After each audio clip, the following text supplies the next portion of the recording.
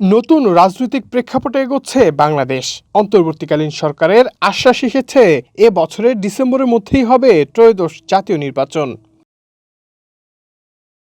নির্বাচন নিয়ে কি ভাবছে বিএনপি এবং জামাত ইসলামী? এ নিয়ে গণমাধ্যমে দেয়া বিভিন্ন বক্তব্যে দেখা যায় নির্বাচনের জন্য দল গুছাচ্ছে বিএনপি। কেউ না বুঝলেও আমরা আপনার প্রয়োজন বুঝি, আর তাই তো অত্যাধুনিক ফিচার সম্বলিত বিভিন্ন সাইজ আর কালারের 250-টিরও বেশি ডিজাইন অপশন নিয়ে ওয়ালটন স্মার্ট ফ্রিজ বোঝে আপনার প্রয়োজন। তবে গেল 5 দিন আগে থেকেই বিভিন্ন আসনে প্রার্থী ঘোষণা করছে জামাত।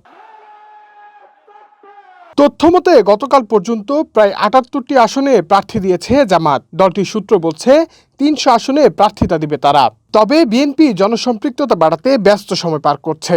দলটির পক্ষ থেকে 31 দফার যে ঘোষণা তা নিয়ে দেশের 64টি জেলায় সমাবেশ করবে বলেও কর্মসূচি প্রকাশ করেছে তারা।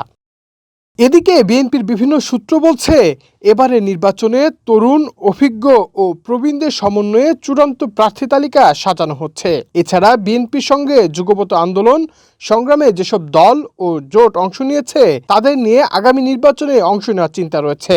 গত বছরের 22 অক্টোবর শরিক দলের 6 নেতাকে নির্বাচনে সহযোগিতার কথা বলে চিঠি পাঠানো হয়, যদিও দলটির পক্ষ থেকে বলা হয় এটি ধানের শীষের প্রতীকের জন্য নয়। বিগত 3টি জাতীয় নির্বাচনে নানা ধরনের মন্তব্য থাকলেও এবারে নির্বাচনে গণতান্ত্রিক ধারা বজায় রাখা হবে বলে স্বপ্ন বুনছে সাধারণ মানুষ। সুষ্ঠু ভোট এবং পছন্দের ব্যক্তিকে লাইনে দাঁড়িয়ে ভোট দিতে যেন কোনো বাধা না আসে, এমনটি চাইছেন সবাই। হুমায়ুন কবির মাসুদ, মানবজমিন।